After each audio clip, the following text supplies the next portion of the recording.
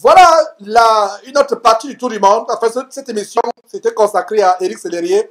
Et donc, voilà un autre compère de cette bande de criminels et sorciers évangéliques, de criminels sorciers évangéliques en bande organisée. Donc, voilà un autre ténor qui, lui aussi, de manière insidieuse, de manière malicieuse, ingénieuse, implicite, est en train de promouvoir l'unité de l'esprit, malgré les doctrines divergences. Cet homme qui fait la magie, qui se vante de voyager, de ne plus prendre l'avion, il peut voyager, il peut quitter Bujumbura et aller à Lubumbashi sans prendre l'avion. Et voilà qu'ils ont les possibilités de voyager sans prendre l'avion, mais les voilà qui convoitent encore les jets privés, les voilà qui convoitent encore les premières classes de Air France et autres. Alors, s'ils sortent la nuit en vampire, comme on dit au Gabon, ou s'ils font le voyage astral, pourquoi encore prendre les avions des lignes commerciales? Pourquoi encore convoiter les jets privés? Donc, voilà un monsieur, Joël Francis Tatou, abominable faux prophète congolais, qui fait la magie, la sorcellerie, faisant apparaître les billets de banque, faisant apparaître des unités dans les cellulaires, faisant des dépôts mystiques surnaturels dans les comptes bancaires. Le voilà qui vient avec une autre abomination, l'abomination de l'écuménisme. C'est terrible. C'est par là que nous allons terminer ce tour du monde. Laissons parler ce monsieur. Nous allons suivre une vidéo de moins de 4 minutes. Mes frères et sœurs, attachez vos ceintures parce que ce que vous allez suivre, c'est le comble de l'abomination. C'est quelques extraits, quelques morceaux choisis d'une prêche, entre guillemets, abominablement, outrancièrement, macabrement abominable, ou de manière insidieuse, ingénieuse, malicieuse, implicite, fait la promotion de l'écuménisme et de l'amour du monde, comme il a d'ailleurs toujours fait. Suivez vous-même. Il y a des choses sur lesquelles on peut débattre, mais la femme doit prier la tête voilée, la Sainte Seine avec le vin, ou avec du jus, ou avec du thé, mes frères et sœurs. Toutes ces choses-là sont des choses qui n'ont pas commencé avec vous. Ne vous sentez pas savant ou génie si une prédication, une émission en parlant. Ça n'a pas commencé aujourd'hui. Ce sont des choses dont on parlait depuis des siècles dans l'histoire de l'Église. Je crois que la femme doit prêcher. Mais si quelqu'un ne croit pas que la femme doit prêcher, c'est pas qu'il ira en enfer pour autant. On n'a pas été appelé à l'unité de la doctrine, mais à l'unité de la foi. Notre foi est en Jésus-Christ. Les divergences, nous en aurons. Les mises en face de certaines choses par rapport à d'autres, nous en aurons toujours. Moi, je suis un homme qui croit au miracle, au surnaturel, à la puissance, je crois à l'enlèvement, je crois... Mais il y a des choses sur lesquelles je ne m'appesantis pas trop. On n'a pas été appelé à l'unité de la doctrine, mais à l'unité de la foi. Dans la division, dans des rancunes, dans des ping-pong médiatiques, je lance parce que lui il lancera et moi je lancerai après. Je fais ceci, il fait cela et ainsi de suite. Mes frères et sœurs, c'est une honte pour les musulmans pendant qu'ils sont en train de vouloir prendre le monde, que les chrétiens sont encore à ce niveau. L'argent que nous avons, la manière de nous habiller, la beauté que nous avons, les avantages que nous avons, c'est pour gagner des âmes à Christ. Mon interpellation pour les chrétiens. Les chrétiens doivent influencer toutes les sphères de la société.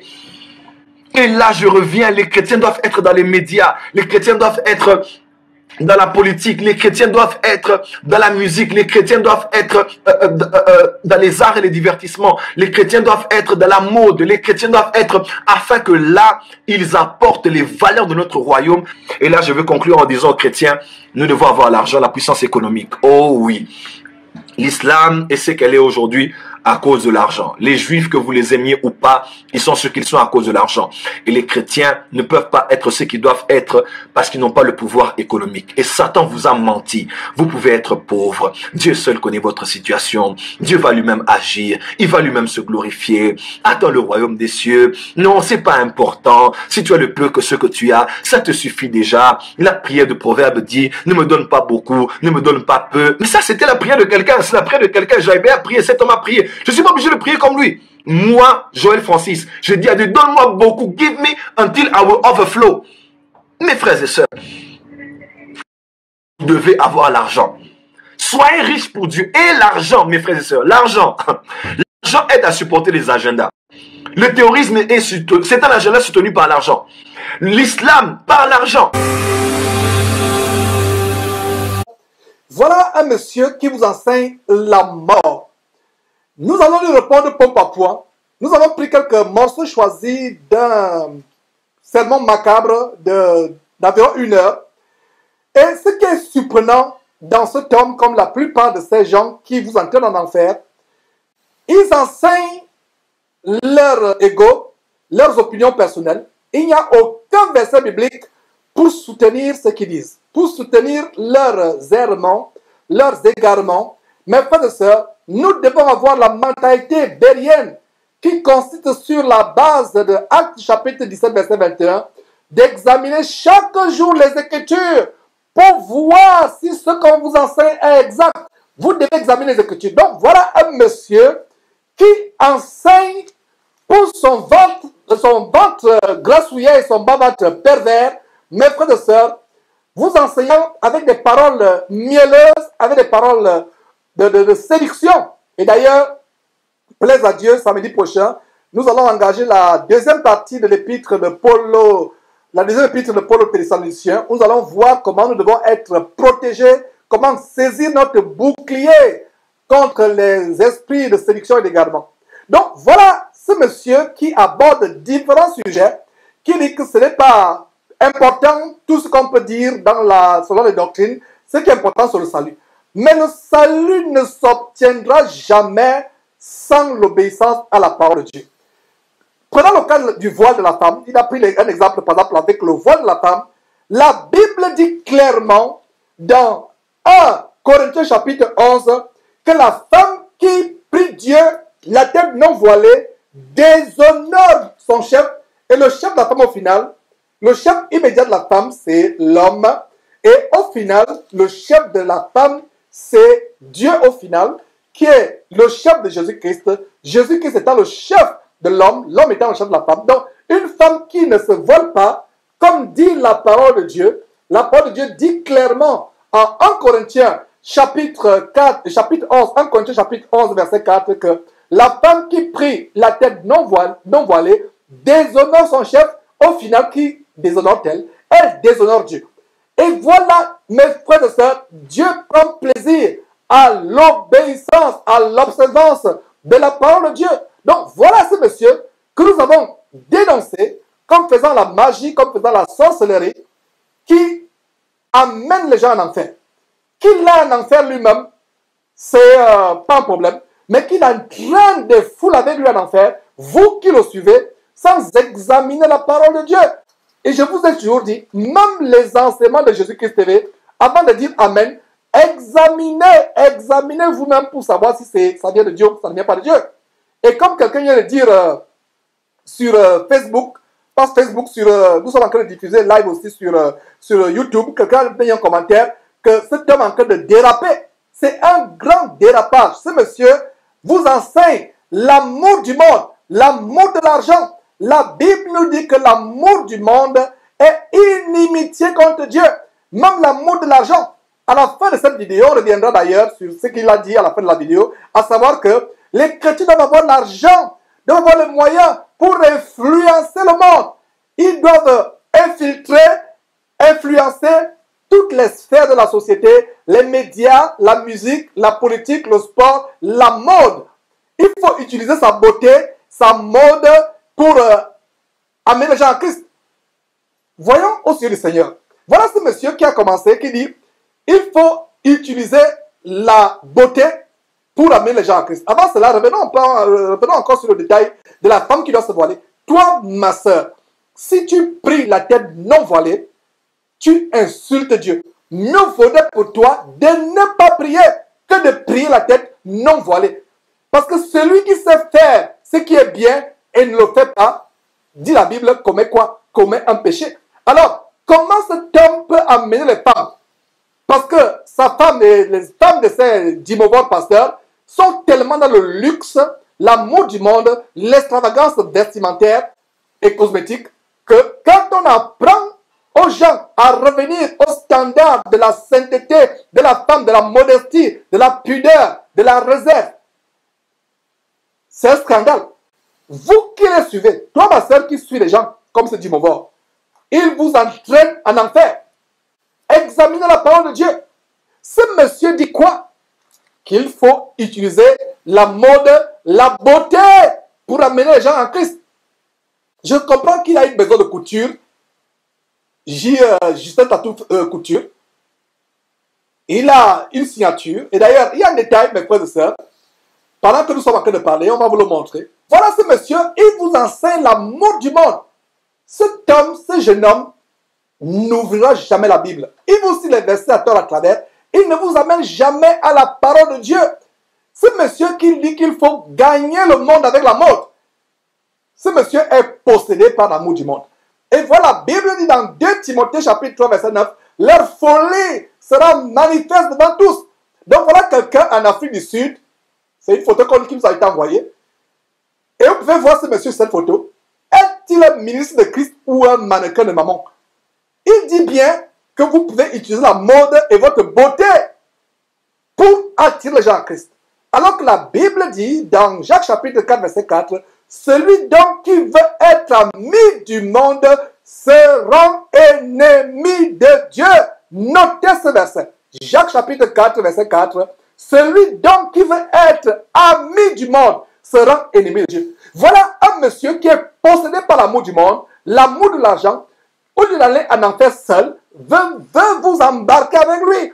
Malheur à vous qui le suivez. Et honte à vous, vous qui suivez aveuglement de telles personnes sans ouvrir votre Bible. Voilà un monsieur qui se filme devant Giorgio Armani ou Armano. Bref, lui-même, c'est des choses que j'ai abandonnées il y a des années. Je rends grâce à Dieu de cela. L'amour du monde est sorti de mon cœur et ce n'est pas par ma propre force afin que la gloire ne me revienne pas.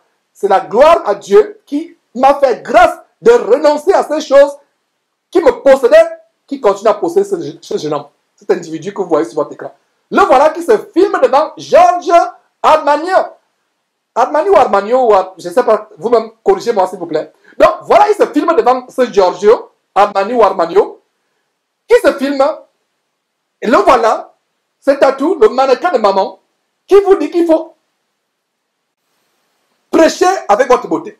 Si vous voulez prêcher la parole de Dieu à Naomi Campbell, qui a passé toute sa vie à faire de la prostitution, à se balader nu devant les gens dans les défilés de mode, vous allez prêcher la parole de Dieu à Naomi Campbell en allant encore avec la mode. C'est pour cela qu'elle va chez les bouddhistes faire le yoga. Vont chez les moines bouddhistes. Beaucoup d'entre eux, des stars de la NBA, du basketball, du football américain, les stars de la musique, de plus en plus aux États-Unis, fatigués par la vie bruyante, la vie bouillonnante, fatigués par la vie bouillonnante et bruyante, décident de se retirer chez les moines des montagnes tibétaines, du Tibet. Comment cet homme-là qui dit qu'il faut prêcher Christ avec la beauté et la mode, ira-t-il prêcher la parole à Naomi Campbell? Quelle mode Naomi Campbell n'a pas vu toute sa vie? Elle-même était dans la mode et vous allez utiliser votre mode pour aller dire Naomi Campbell vit en Christ. C'est pour ça qu'elle va aller chez les bouddhistes. De plus en plus, ces célébrités préfèrent même aller chez Isis. Parce qu'elles sont tellement tourmentées par leur vie. Elles recherchent la paix malgré l'argent, la célébrité. Ces gens recherchent la paix. Ces milliardaires, ces millionnaires, ces stars du monde, du football, du cinéma, de la politique, à un moment, ont besoin de la paix. Ce n'est pas ces évangéliques qui vont se recueillir. Ils sont tourmentés, ils n'ont pas de sommeil. Ils n'ont pas d'appétit, ils ont les insomnies à cause de l'amour du monde, à cause de toutes les richesses qu'ils ont. Et vous allez encore les prêcher avec les richesses. C'est pour cela qu'ils vont chez les musulmans. Ce monsieur qui dit que nous fermons la porte aux musulmans et aux gens du monde, c'est lui qui ferme plutôt la porte. Donc voilà la folie de cet homme. Comme un gamin prenant une pose de mannequin devant Giorgio Armani ou Armani. Le voilà. Vous comprenez donc pourquoi Tatou peut venir supporter l'amour du monde. Il est possédé. Cet homme a besoin, cet enfant a besoin de délivrance. Cet enfant a besoin de délivrance. Et comme il ne peut pas être délivré, il ne sait pas comment se détacher de l'amour du monde. Il vient. Ce qui est tellement choquant, cet homme ouvre la Bible pour vous enseigner. D'ailleurs, il n'ouvre pas la Bible. Il vous parle, il mélange tout, sans ouvrir la Bible. Nous, sur Jésus-Christ, nous avons la Bible ouverte. C'est terrible. Cet homme qui dit qu'il faut utiliser la beauté, ça m'a tellement choqué. Il faut utiliser la beauté, la mode. Je comprends que son épouse est dans la couture, que lui-même, il a une griffe JF quelque chose.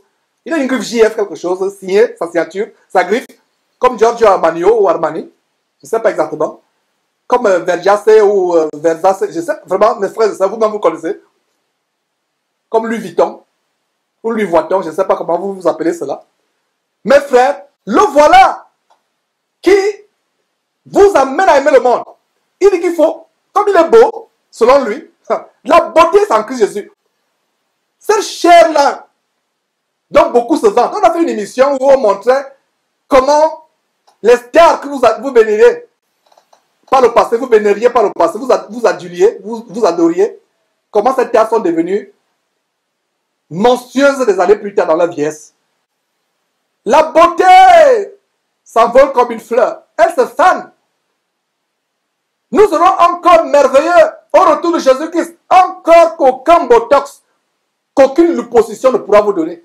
Faites toutes les injections. Injections de fesses, liposuction, botox aux lèvres, botox aux fesses, implant mammaire, implant fessier, implant frontal, implant, peu importe les implants que vous pouvez faire. Tous les botox, tous les chirurgiens plastiques, les meilleurs de Californie, qui peuvent vous traiter de Los Angeles, San Francisco, ça n'équivaudrait pas le corps que nous aurons autour de Jésus-Christ. Nous languissons vers ce corps. Alors, ramenons ce monsieur sur les rails. Ce monsieur dit qu'il faut prêcher avec la beauté.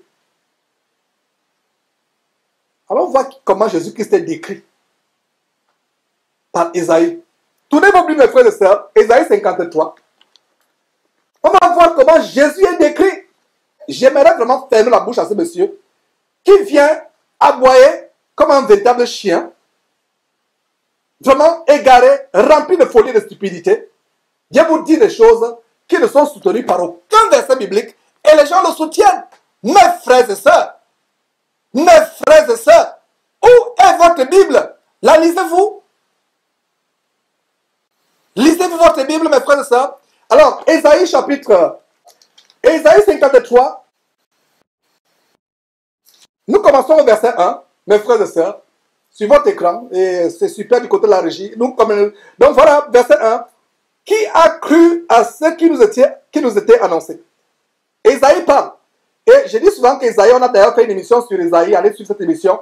Ésaïe est considéré comme étant le premier évangéliste parce que des siècles avant, il a décrit Jésus-Christ sans pourtant le voir. Il n'y a que le Saint-Esprit qui peut opérer de telles choses. Donc voilà, Ésaïe qui dit quoi? 53, mes frères et sœurs, à partir du verset 1, il a dit, qui a cru à ce qui nous était annoncé? Qui a reconnu le bras de l'Éternel? Verset 2. Il s'est élevé, lui, comme une faible plante. Et là, Ésaïe commence à introduire le Seigneur Jésus-Christ. Il dit quoi?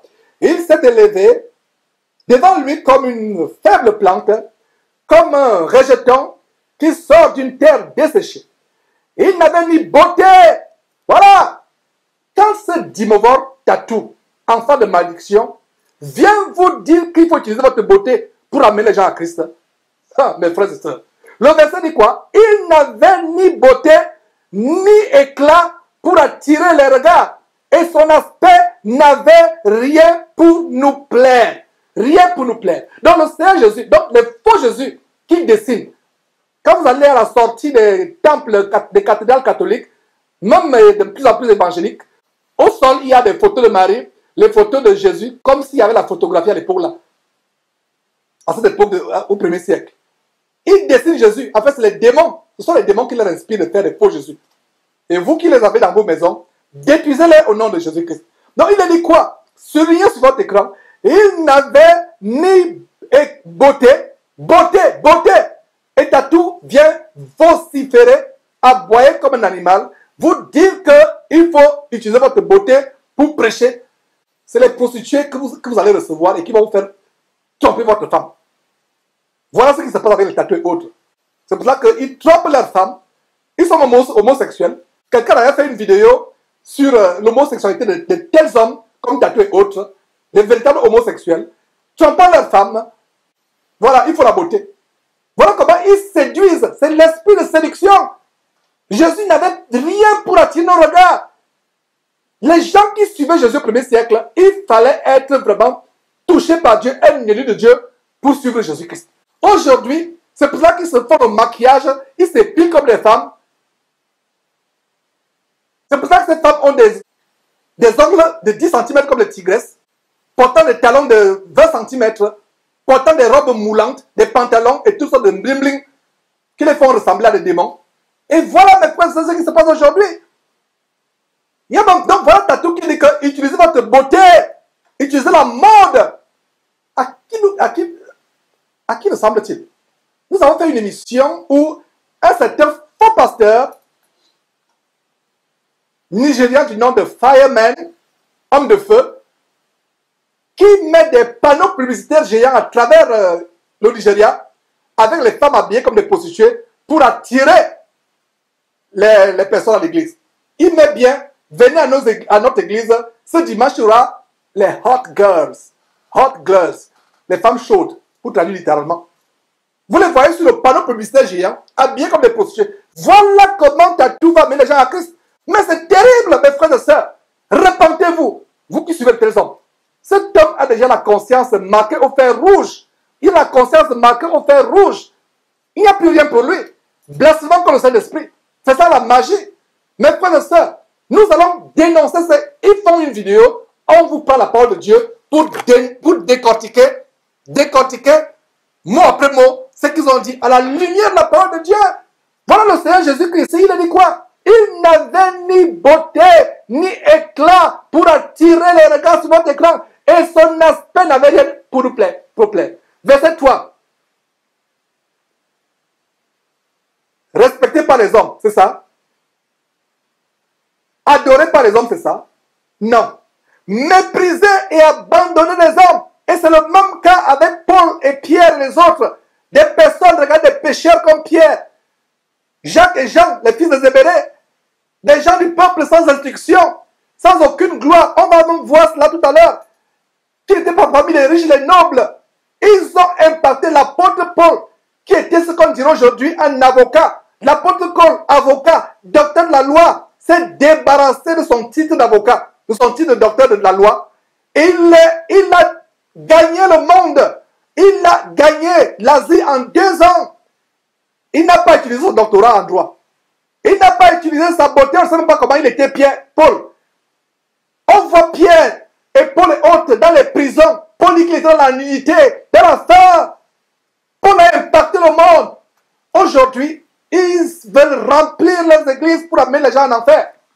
Je dis ces choses et je vais continuer à les dire avec la plus grande virulence, la plus grande véhémence. Mes frères et sœurs, c'est terrible. Méprisé. Regardez sur votre écran. Le Seigneur Jésus, il n'avait rien pour attirer nos regards, ni beauté, ni éclat. Aujourd'hui, ils sont tellement éclatants.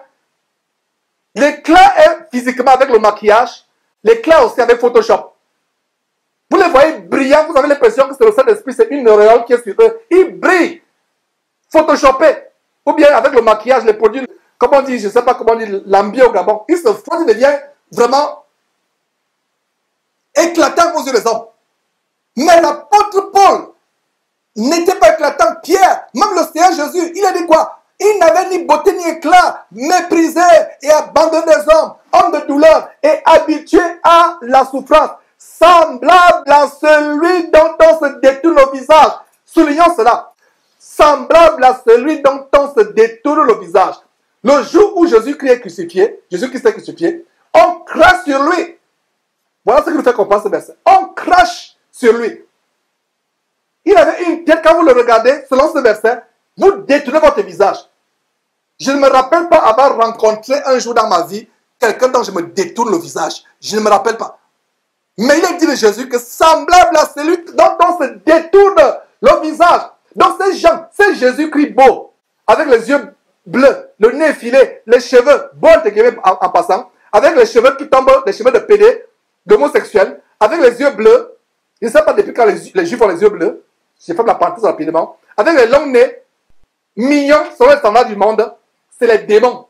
Voilà le vrai Jésus qu'Ésaïe nous décrit. Choisissez soit Ésaïe, la description de Jésus par Ésaïe, ou les tableaux que les peintres catholiques et autres évangéliques vous font acheter.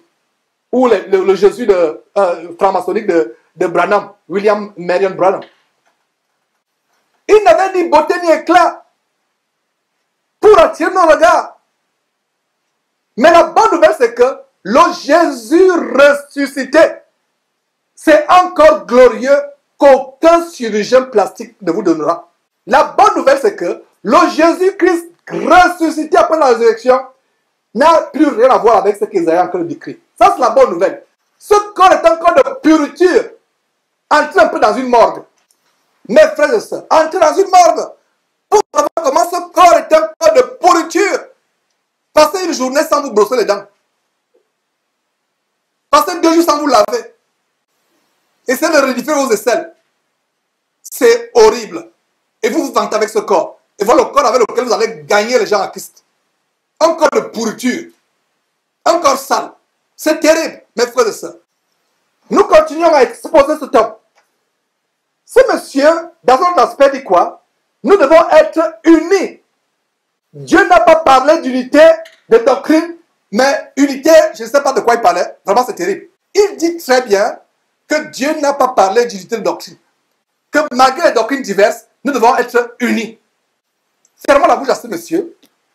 Amenons-le d'abord dans Éphésiens chapitre 4. Il parle d'unité de la foi et non unité de doctrine.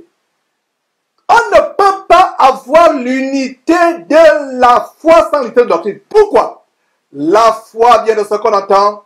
Ce qu'on entend vient de la parole de Christ, selon Romains chapitre 10, verset 17. Donc, la foi vient de ce qu'on entend. L'unité de la foi suppose l'unité de doctrine. Cet homme interprète, mes frères et sœurs, de manière fallacieuse, Éphésiens chapitre 4, verset 13.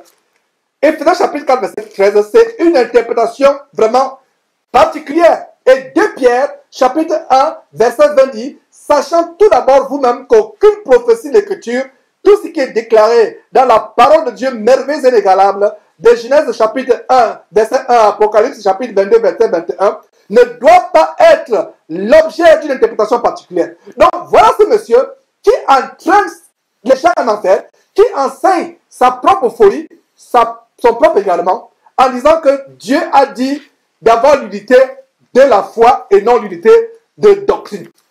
Mes frères et sœurs, c'est grave. Réalisons ce verset sur lequel ce monsieur s'appuie. Il ne veut même pas la Bible, il le cite en passant. Nous, si Jésus-Christ est né, c'est pour ça qu'il dit ayez vos bics, comme disent les Africains, stylo, plume, feutre, surligneur, ayez tout cela, mes frères et sœurs. Notez, allons dans la parole de Dieu. Voilà ce verset que ce monsieur déchiquette. Il déchiquette Éphésiens chapitre 4, verset 3, qui dit quoi? Vous efforçant de conserver l'unité de l'esprit par le lien de la paix. Le lien de la paix. Nous ne pouvons pas avoir la paix avec les gens qui déchiquettent la parole de Dieu. Nous ne pouvons pas avoir la paix. Voilà comment ce monsieur, dans cette intervention, vous introduit insidieusement, malicieusement à embrasser l'écuménisme. Que Dieu ne veut pas l'unité de doctrine, Dieu veut seulement l'unité de la foi, ou l'unité de l'esprit. Or, le verset 4 dit quoi?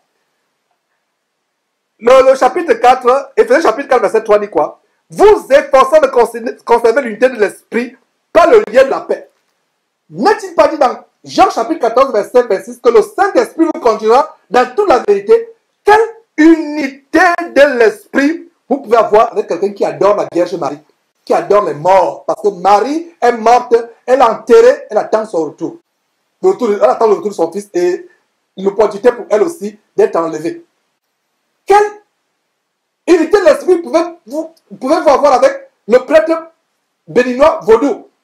Quelle unité de l'esprit pouvez-vous avoir avec le prêtre bouddhiste tibétain? Yonggi Cho a réussi son coup. Infiltrer le bouddhisme dans le corps de Christ. La papauté a réussi son coup. Infiltrer le corps de Christ avec le satanisme, avec la nécromancie, le culte mort comme on vous a montré. Ils ont réussi leur coup. Et voilà donc des personnes tourmentées, comme cet enfant Tatou, qui vient vociférer des hérésies, vous enseigner la mort. Vous qui l'appelez prophète, vous savez de qui il est prophète. pas prophète de notre Seigneur Jésus-Christ. L'unité de l'esprit. L'esprit vous conduit dans toute la vérité. Il ne peut pas voir sur la base d'Éphésiens chapitre 4, verset 3, l'unité de l'esprit si les gens enseignent ou prêchent ou avalent des doctrines anti-bibliques telles que utiliser votre beauté pour prêcher Christ. Utiliser la mode pour prêcher Christ. Tel que la femme peut prier sans se voir la tête. Alors que c'est un commandement du Seigneur. Vous pensez que l'apôtre Paul, en 1 Corinthiens chapitre 11, verset 4, parlait de son propre chef. Il parlait comme ayant reçu cette révélation de la part de Dieu. C'est terrible. Ce monsieur qui dit, mes frères, encore,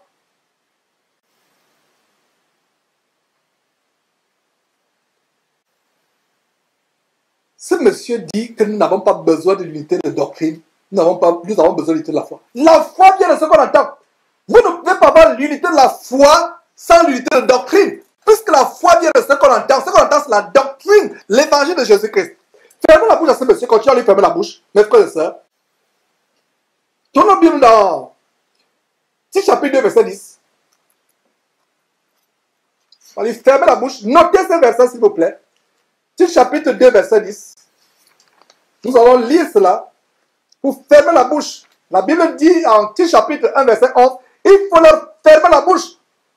Ces gens qui bouleversent des familles entières, enseignant pour un honteux des choses qu'il ne faut pas enseigner. Ces gens enseignent pour vous amener en enfer. Ils vous enseignent pour leur ventre et leur bas-ventre. C'est pour ça que de plus en plus, vous voyez des postures sur Internet. Vous les voyez homosexuels, féminins, comme celui que vous voyez sur votre écran. Que dit Tite? Voilà la parole de Dieu sur votre écran. Tite dit quoi?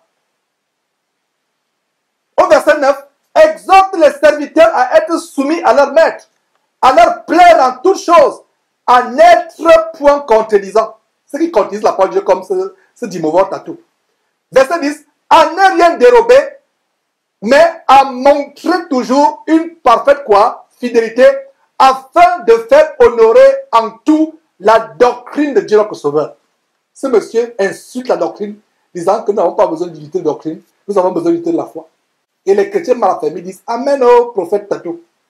Vous dites Amen aux démons, aux enseignements des démons. Voilà, afin que la doctrine de Dieu, notre Sauveur, soit honorée. De faire honorer en tout la doctrine. La doctrine. Mes frères, allons dans la parole de Dieu, 1 Timothée chapitre 6, verset 1. Nous devons dénoncer l'apostasie. Nous faisons cela, nous allons dénoncer. Nous sommes en guerre contre ces gens. 1 Timothée chapitre 6, verset 1, plutôt chapitre 6, verset 1. Notez ce verset. Si vous ne lisez pas vos Bibles, comment pouvez-vous savoir que Tatou et autres vous enseignent la sorcellerie, la mort? Comment pouvez-vous savoir qu'ils vous empoisonnent spirituellement? 1 Timothée chapitre 6, verset 1 dit quoi? Que tous ceux qui sont sous le joug de la servitude regardent leur maître comme digne de tout honneur, afin que le nom de Dieu et la doctrine ne soient pas blasphémés. Dieu voit d'un grand prix la préservation, l'honneur attribué, l'honneur donné à la doctrine. Afin que la doctrine ne soit pas blasphémée. Donc, ce monsieur qui dit, nous voulons tout simplement l'unité de la foi et non l'unité de doctrine. Donc, chacun peut penser ceci. Les femmes peuvent prier sans se voiler. Les autres peuvent être mariologues, prier les morts sous le déguisement de la reine du ciel, un démon de mort. Les autres peuvent prier avec les bouddhistes, les musulmans. Les autres peuvent sortir de la nuit, aller se balader sans prendre l'avion comme Tatou lui-même. Les autres peuvent faire ceci, peuvent faire le surnaturel, la magie. Il faut tout simplement lutter la foi. La foi vient de la sainte doctrine. Notez ce verset pour savoir d'où la foi vient. Romains chapitre 10, verset 17 dit que la foi vient de ce qu'on entend. Et ce qu'on entend vient de la parole de Dieu, de la sainte doctrine de Jésus-Christ. Mes frères et sœurs, ce monsieur qui dit que nous devons avoir l'unité de la foi et non l'unité de la doctrine. La doctrine est importante. La doctrine du Seigneur Jésus-Christ est importante. Ce monsieur, je vais lui fermer la bouche. Je vais lui fermer la bouche avec 2 Jean, chapitre 8, verset 10. Verset 9 à 10. Sur votre écran, 2 Jean, chapitre unique, chapitre 1, verset 9. Quiconque va plus loin et ne demeure pas dans cette doctrine n'a point Dieu. Celui qui demeure dans cette doctrine a le Père et le Fils. Donc voilà Tatou qui dit que l'unité de la foi, c'est tout ce qui compte, alors que l'unité de la foi entraîne aussi l'unité de la doctrine, parce que la foi vient de ce qu'on entend selon Romains 10, 17, et ce qu'on entend vient de la parole de Christ. Donc l'unité de la foi vient de l'unité de la doctrine. Donc ce verset dit quoi? Quiconque va plus loin et ne demeure pas dans cette doctrine, et ne demeure pas dans cette doctrine de Christ, n'a point Dieu. Celui qui demeure dans cette doctrine a le Père et le Fils. Suivez le verset 10. Si quelqu'un vient à vous et n'apporte pas cette doctrine, ne le recevez pas dans votre maison et ne lui dites pas salut. Regardez la parole de Dieu. Si quelqu'un vient à vous, notez le verset 10 s'il vous plaît. Notez le verset 10. Si quelqu'un vient à vous et n'apporte pas cette doctrine, ne le recevez pas dans votre maison et ne lui dites pas salut. Le verset 11 dit quoi? Car celui qui lui dit salut participe à ses mauvaises œuvres. Donc, si vous dites salut aux gens qui donnent ces enseignements hérétiques comme Tatou et autres, vous leur dites salut ou vous les laissez entrer dans votre maison. Mes frères et sœurs, c'est une apostasie, c'est une abomination. Et aujourd'hui, vous n'avez pas besoin qu'ils viennent physiquement dans votre maison.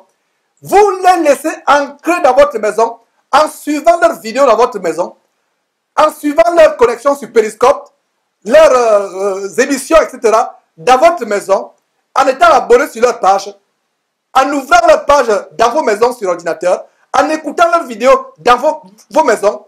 La Bible dit quoi? Verset 10. Si quelqu'un vient à vous et ne vous apporte pas cette doctrine, ce verset nous montre comment l'unité de la doctrine est importante.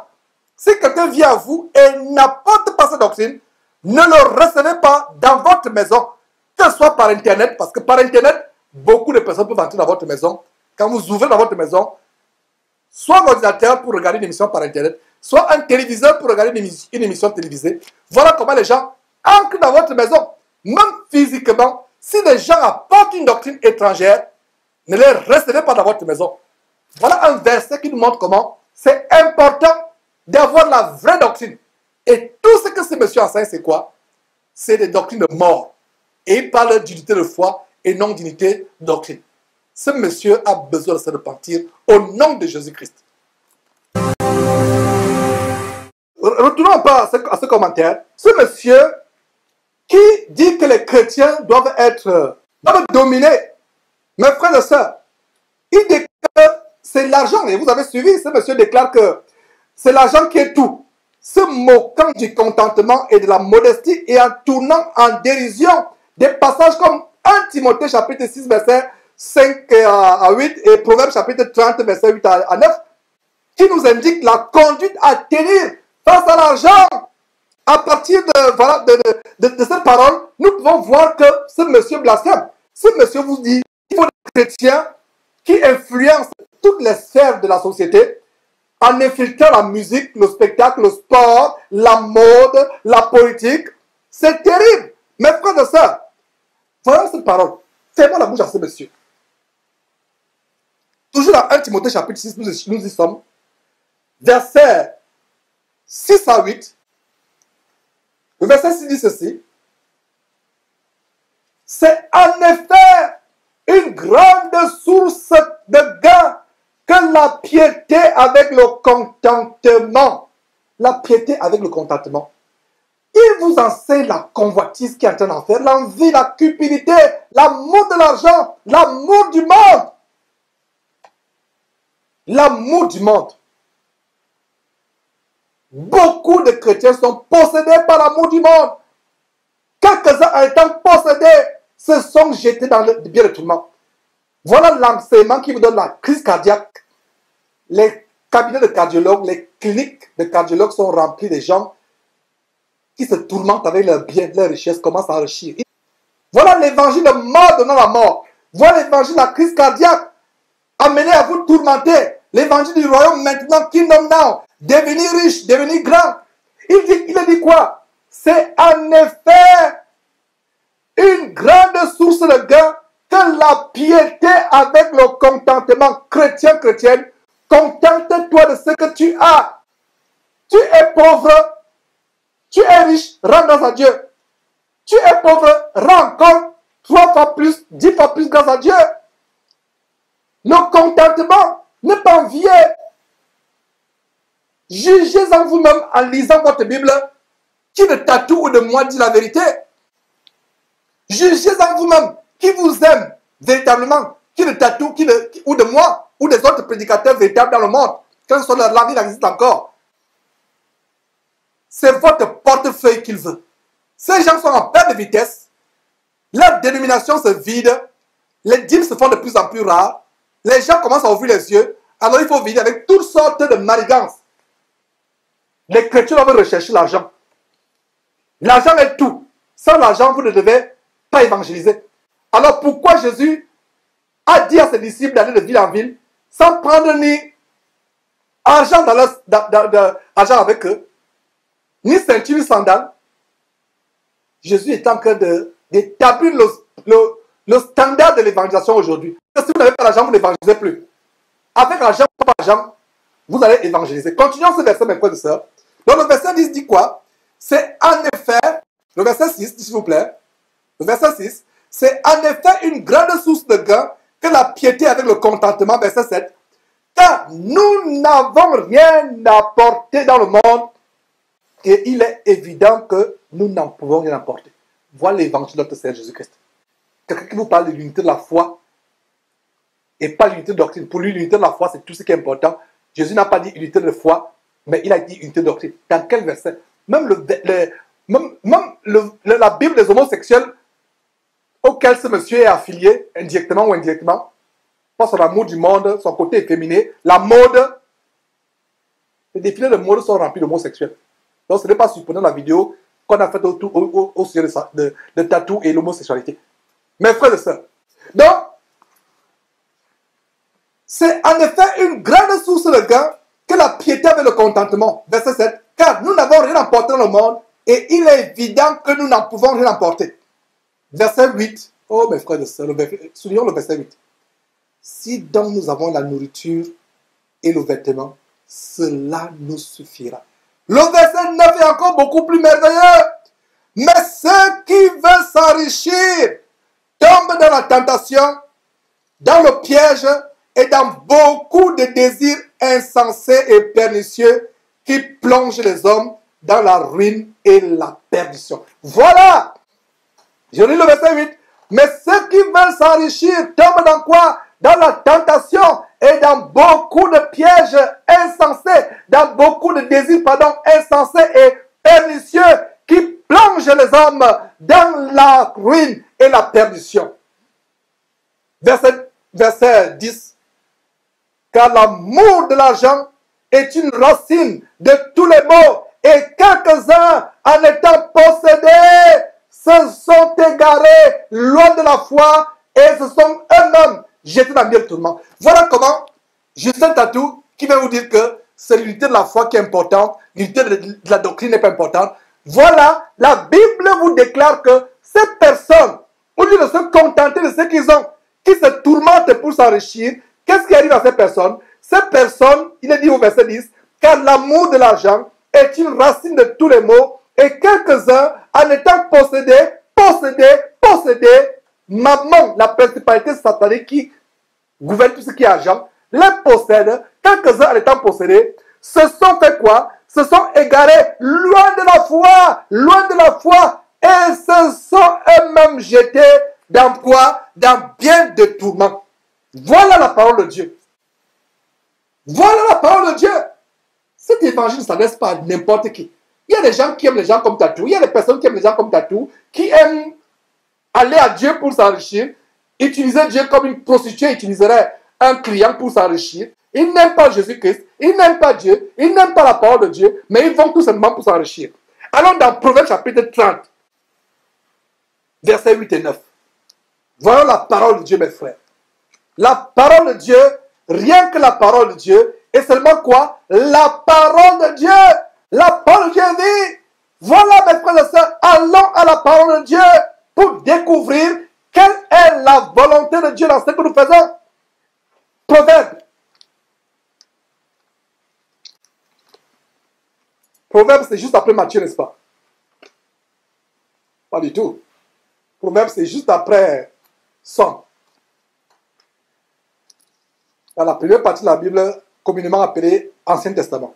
Donc, Proverbe chapitre 30, juste après Somme, Proverbe chapitre 30, versets 8 à 9. Cette prière, cet homme se moque. Il n'est pas obligé de prier comme cet homme-là. Injuriant les gloires. Même l'ange Gabriel qui disputait le corps de Moïse avec Satan, ne l'a pas injurié. Mais ces hommes semblaient des brutes, enfants de malédiction, injurient les gloires. Il dit qu'il n'est pas obligé de faire comme cet homme-là. Allez resuivre ces quelques morceaux choisis qu'on vous a offerts de ce sermon macabre. Et que dit Proverbe verset 8? Lisons à partir du verset 7. Le passage commence par parole d'augure. Mais nous savons que beaucoup de passages en Proverbe ont été écrits par le roi Salomon. Mais si pour être exactement dans le contexte, le verset 1 commence par parole d'augure, fils de Jaquet. Alors, et c'est des personnes qui tenaient ensemble, qui étaient certainement contemporaines du roi Salomon. Et ils avaient l'unité de la doctrine. La doctrine. Ils étaient serviteurs du Dieu très haut. Et dans le verset 7 dit, je te demande deux choses, ne me les refuse pas, avant que je meure. Éloigne de moi la fausseté et la parole mensongère. Ne me donne ni pauvreté, ni richesse. Accorde-moi le pain qui m'est nécessaire, de peur que dans l'abondance, je ne te renie et ne dise qui est l'Éternel, ou que dans la pauvreté, je ne dérobe et je ne m'attaque au nom de mon Dieu. Et c'est exactement ce qu'on a vu dans 1 Timothée chapitre 6, parlant du contentement. Ne vous tourmentez pas pour vous enrichir. Et Proverbe dit que la richesse finit par se faire des ailes. Elle s'envole. On va terminer avec une série de versets. Pour fermer la bouche à ce monsieur, cet enfant de malédiction, qui dit que les chrétiens doivent influencer toutes les sphères de la société. C'est l'évangile du roi maintenant, avec les autres ténors de la criminalité évangélique en bande organisée, Karambiri, Mamadou, Yves Castanou, Raoul Wafo, Tsenge, Dorothée Radja. Cette Dorothée Radja, pour commencer, je répète, ne devrait pas enseigner. Et voilà donc, pour fermer la bouche à ce monsieur, c'est là où on va terminer. On va lire quelques versets, et on va terminer par ces versets. Jacques chapitre 2, verset 5. Ce monsieur dit qu'il faut être influent dans la société. Quel évangile! Quelle Bible! Ces personnes vont prendre des heures sur les réseaux sociaux tels que Periscope et autres, venir vociférer des affabulations, des choses incroyablement pernicieuses, de véritables abominations, des tissus de mensonges et de séduction. Donc, Jacques chapitre 2, verset 5, va partager la parole de Dieu. C'est par là qu'on va terminer. Jacques chapitre 2, verset 5, je ne sais pas si je vous ai dit le contraire, si je me répète, donc Jacques chapitre 2, verset 5, que la vérité vous affranchira, mes frères. Jacques chapitre 2, verset 5, dit quoi? Écoutez, Jacques dit quoi? Parlant de la part du Seigneur, écoutez, Jacques le frère du Seigneur, le frère ultérieur du Seigneur Jésus-Christ dit quoi?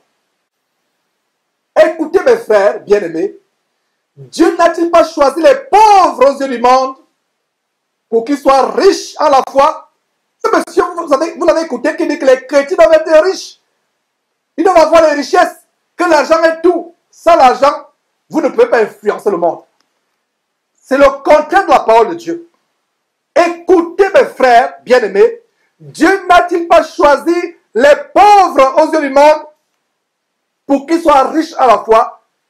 À quoi sert-il d'avoir toutes les richesses de Bill Gates, l'argent escroqué de Bill Clinton et d'Hillary Clinton avec la fondation, je ferme la parenthèse, l'argent de la Réserve fédérale de New York l'argent de Rothschild, de Bettencourt en France, l'argent de Warren Buffett, de tous les milliardaires du monde, à quoi sert-il d'avoir cet argent si vous n'êtes pas riche à la fois? Ce verset dit, soulignons ce verset, écoutez mes frères bien-aimés, Dieu n'a-t-il pas choisi les pauvres aux yeux du monde pour qu'ils soient riches à la foi? Et le Seigneur Jésus dans Matthieu chapitre 10, plutôt Matthieu chapitre 6 disait, ne vous amassez pas les trésors sur la terre ou la rouille détruisent, ou les voleurs ne percent et ne dérobent, mais amassez-vous vos trésors dans le ciel. Jésus, le frère utérin de Jacques, disait que ne vous amassez pas les trésors sur terre, mais amassez-vous les trésors au ciel. Et Jacques plus tard, inspiré par le Saint-Esprit, dit quoi? Soyez riches en la foi. Voilà la richesse. Tous ces gens qui sont morts, ces faux pasteurs, francs-maçons, enfants de malédiction, qui vous amènent à convoiter les gens du monde. C'est le combat aujourd'hui, l'évangile pervers. Jacques chapitre 2, verset 5. Écoutez mes frères bien-aimés, Dieu n'a-t-il pas choisi les pauvres aux yeux du monde pour qu'ils soient riches à la foi et héritiers du royaume qu'il a promis à ceux qu'il aime? En Corinthiens chapitre 1, verset 26. Nous continuons, mes frères et sœurs, pour voir que des personnes minables comme Paul, Pierre était quelqu'un de grand par le passé, mais qu'est-ce qu'il dit? Ces choses qui étaient pour moi des gars, je les ai regardées comme de la boue pour gagner Christ. Paul a-t-il prêché avec sa beauté, avec sa mode, avec les habits écarlates? La Bible ne dit-elle pas que ceux qui ont les habits écarlates se trouvent dans la maison des rois? Quelle Bible tatou-t-il? Même la Bible des homosexuels n'a rien à voir avec ce que tatou a d'enseigner. C'est grave. Les homosexuels le jugeront, malgré le fait qu'il est de leur camp. J'ai lu ce verset. Écoutez mes frères bien-aimés, Dieu n'a-t-il pas choisi les pauvres aux yeux du monde pour qu'ils soient riches à la foi? Riches à la foi. Alors on a en Corinthiens chapitre 1, verset 26 et 27 et même 28. Il a dit quoi au verset 26? Considérez, frères, que parmi vous qui avez été appelés, il n'y a ni beaucoup de sages selon la chair, ni beaucoup de puissants, ni beaucoup de nobles. Soulignez, ni beaucoup soulignons cela, ni beaucoup de puissants, ni beaucoup de sages, ni beaucoup de puissants, ni beaucoup de nobles. Ces gens qui vous enseignent qu'il faut avoir les agrégations, les doctorats, pour pouvoir influencer les gens avec l'évangile de Christ. Quelle Bible lisent-ils? Il est dit, considérez mes frères que parmi vous qui avez été appelés, il n'y a ni beaucoup de sages selon la chair, ni beaucoup de puissants, ni beaucoup de nobles. Quel verset? J'espère qu'après ces élévations de voix, j'espère qu'après ces cris que j'élève, comme Dieu disait à Isaïe, il y a des gens qui disent, j'en suis crie. Je lui ai dit, allez lire votre Bible. Dieu a dit à Isaïe, crie à plein gosier, ne te tais pas. Ne te tais point. Esaïe crie à plein gosier, ne te tais point, car j'ai un peuple nombreux dans cette ville. Il y a encore des gens dans le monde francophone qui ont besoin d'entendre ce message. C'est pour ça que je crie à plein gosier. La Bible dit dans 1 Corinthiens chapitre 1, verset 26, que considérez parmi vous, considérez frères, que parmi vous qui avez été appelés, il n'y a ni beaucoup de sages, selon la chair, ni beaucoup de nobles, ni beaucoup de puissants, ni beaucoup de nobles. Verset 27. Mais, à l'extrême opposé, mais Dieu a choisi les choses folles du monde pour confondre les sages. Dieu a choisi les choses faibles du monde pour confondre les fortes. Voilà comment Dieu opère. C'est pour ça que Jésus, venu sur terre, lui, fils de Dieu, roi des rois, mais né dans une étable, commence à prêcher le royaume de Dieu, véritable, pas le royaume des francs-maçons. On crachait sur lui, on le flagellait, on se moquait de lui, on l'a cloué sur la croix. La Bible dit que Dieu a choisi les choses folles du monde pour confondre les sages. Dieu a choisi les choses faibles du monde pour confondre les fortes. Verset 28. Dieu a choisi les choses viles du monde et celles qu'on méprise, celles qui ne sont point, pour réduire à néant celles qui sont. Et quelqu'un, fils de Satan, ayant la conscience de marquer au fer rouge, enfant de malédiction, va venir vous enseigner que utilisez votre beauté, utilisez vos habits, ou plutôt vos haillons, parce qu'ils pensent qu'ils ont des vestes et des costumes de designer. S'ils pouvaient savoir comment Dieu regarde ces choses, c'est de la pourriture, c'est des haillons remplis de teint et de pourriture et de moisissure, spirituellement parlant. Dieu voudrait que nous soyons riches à la foi. Riches à la foi. Donc, verset 28, Dieu a choisi les choses viles du monde et celles qu'on méprise. Qu'avons-nous lu à Isaïe 53 il y a quelques minutes? Que Jésus n'avait rien pour attirer les regards. Méprisé, homme méprisé. Regardez comment Paul s'accorde avec Isaïe. Ce n'est plus le sang de Jésus-Christ qui nous sauve. C'est la beauté, c'est l'argent, c'est la célébrité. Ce sont les diplômes de doctorat, les agrégations, les PhD, les entreprises, les projets d'affaires. Voilà ce qui nous sauve. Et Dieu a choisi les choses viles du monde et celles qu'on méprise, celles qui ne sont point, pour réduire à néant celles qui sont. Pour réduire à néant celles qui sont. Celles qui sont uniques. Pourquoi ici? La beauté, la gloire, la noblesse, la richesse, la grandeur, la puissance, l'intelligence, les diplômes, la notoriété, l'élévation, le leadership. Dieu a choisi les choses viles du monde et celles qu'on méprise, celles qui ne sont point, pour réduire à néant celles qui sont. Que Tatou vient vous exposer en vociférant, rempli par les démons d'amour du monde et d'égarement. On continue chapitre 1, verset 21. Montons tout simplement plus haut. Voilà la parole de Dieu. Verset 21, le verset 21 nous dit quoi? Car, mes frères et sœurs, puisque le monde, avec sa sagesse, n'a point connu Dieu, dans la sagesse de Dieu, il n'a plu à Dieu de sauver les croyants par la folie de la prédication. Georges est fou. C'est un fou. Ne suivez pas ce fou-là. Voilà mon verset ici.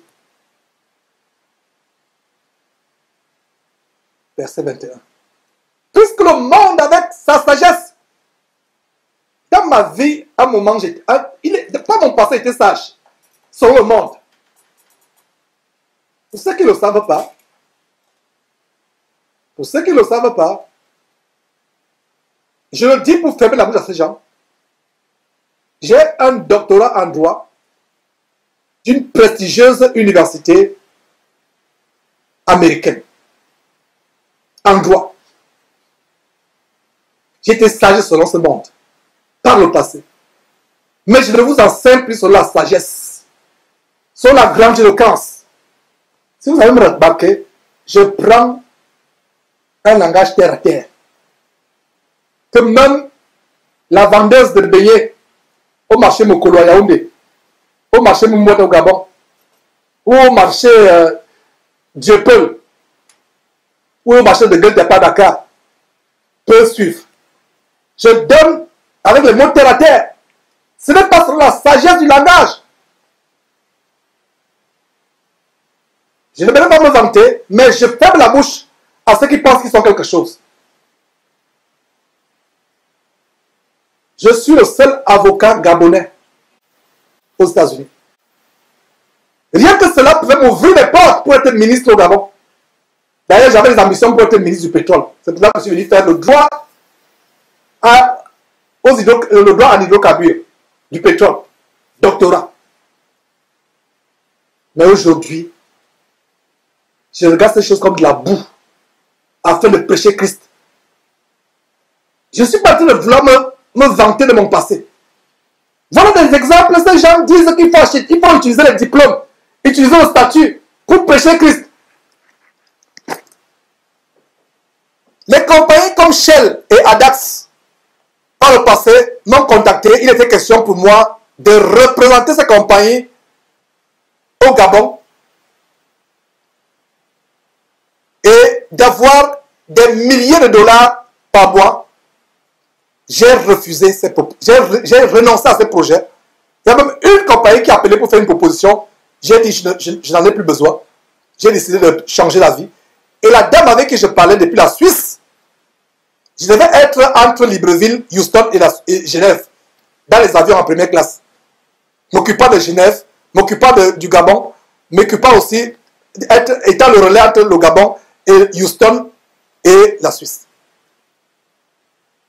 J'ai renoncé, la dame était scandalisée. Il y a un soi-disant frère ici à Houston qui assistait à la conversation. J'ai mis le speaker, la dame appelait depuis la Suisse. Quand j'ai dit à la dame que je refuse, je renonce à cela, c'est aujourd'hui que j'ai compris pourquoi je renonce à cela. Parce que si en 2008 ou 2009 ou 2010, j'avais choisi d'être le représentant d'une compagnie prestigieuse de Suisse de pétrole au Gabon, Jésus-Christ TV ne serait pas né. Il n'y aurait pas de Jésus-Christ TV aujourd'hui. Je ne sais pas s'il serait en vie. Ou alors si j'étais en vie, je serais entre les avions en train de signer les grands contrats, de négocier les grands contrats en matière pétrolière, pétrolière ou d'hydrocarbures. Mais aujourd'hui, cette trompette est née parce que j'ai renoncé à tout ce que j'avais. J'ai renoncé à mon propre droit pour être un rien de rien. Et aujourd'hui, je suis l'objet de mépris. Il y a quelqu'un qui me dit, mais frère, on remarque que tu mets une même veste tous les jours. Change un peu de veste. Ça ne fait pas correct. Si ma veste te fait mal, va suivre Tatou. Lui, c'est Nyanga Boy. Nyanga Boy, c'est homme. Comme les Camerounais comprennent de quoi je parle. Quelqu'un qui soigne son corps plus qu'une femme. Je mettais ma veste tous les jours. Ne viens pas sur Jésus-Christ TV pour ma veste. Viens pour Jésus-Christ TV pour ce que je te prêche, pour le salut de ton âme. J'ouvre cette parenthèse, mes frères, pour parler un peu de moi. La Bible dit qu'un manque de l'eau et non ta propre bouche. Je n'ai pas me prêcher moi-même, c'est qu'est-ce que je prêche. Mais pour les raisons de cette émission, j'aimerais rappeler à Tatou, au Cassano et autres, que mes frères et sœurs, je suis un Américain et il y a un doctorat en droit des hydrocarbures. Mes frères et sœurs, je suis américain de nationalité et il y a un doctorat en droit. Dans quel pays du monde je ne peux pas travailler? Je vais en France, les portes me seront ouvertes. Je vais en Suisse, j'aurai un travail. Je vais au Canada, j'aurai un travail. J'ai eu des sélections. Vous avez rarement entendu parler de moi, mais c'est grave. Parce que les gens vous disent qu'il faut prêcher l'évangile avec vos diplômes de doctorat. Tatou n'a pas de doctorat en droit. Des États-Unis. Tatou n'est pas américain. Pour les Africains, avoir une nationalité américaine, ce n'est pas une petite chose.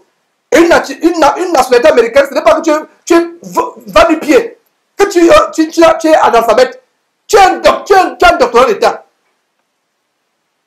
Pas vraiment un doctorat. Le doctorat ici aux États-Unis, c'est plus grand que celle de la France. Tu as un doctorat en droit des hydrocarbures, du pétrole.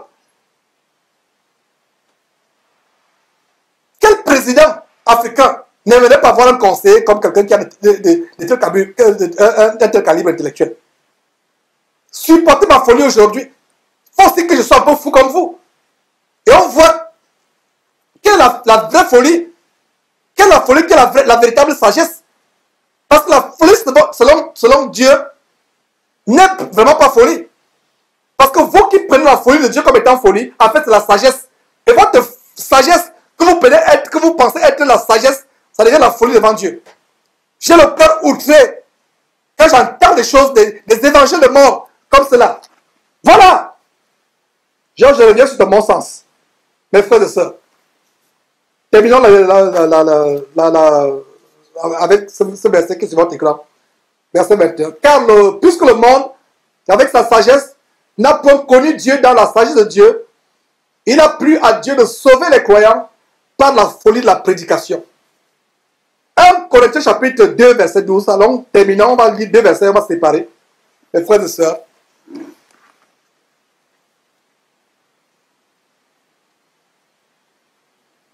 En Corinthiens plutôt, chapitre 2, verset 12. On a parlé de l'esprit du monde. On a fait une émission sur l'esprit du monde. Or, nous n'avons pas reçu l'esprit du monde, mais l'esprit qui vient de Dieu, afin que nous connaissions les choses que Dieu nous a données par sa grâce. Joël Francis Tatou doit être délivré de l'esprit du monde. Et tous ceux qui sont derrière l'évangile diabolique, de l'élévation personnelle, de la gloire, de l'accumulation des richesses, ils doivent se repentir. Or, nous n'avons pas reçu l'esprit du monde, mais l'esprit qui vient de Dieu, afin que nous connaissions les choses que Dieu nous a données par sa grâce. Dernier verset.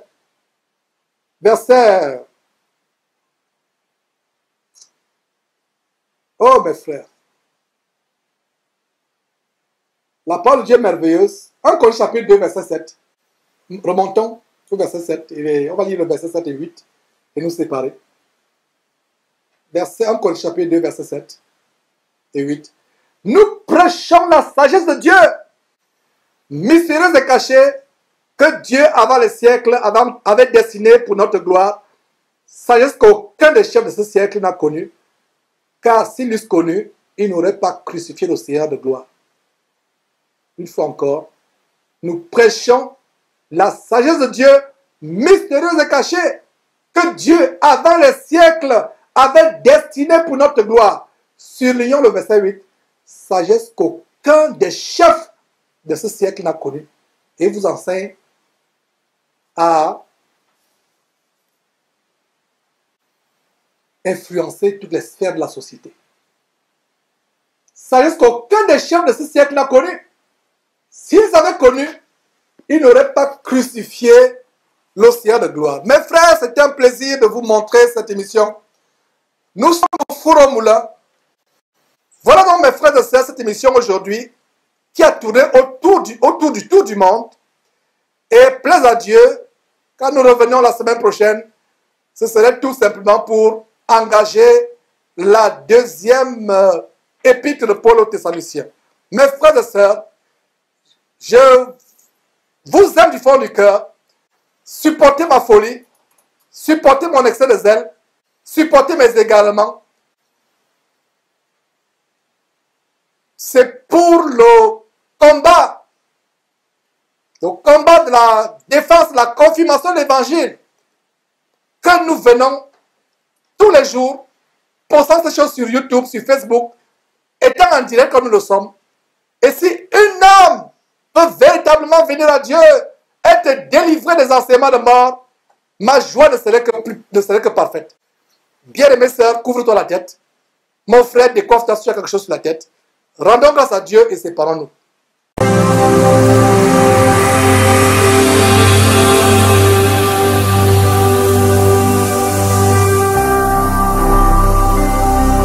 Jésus-Christ TV.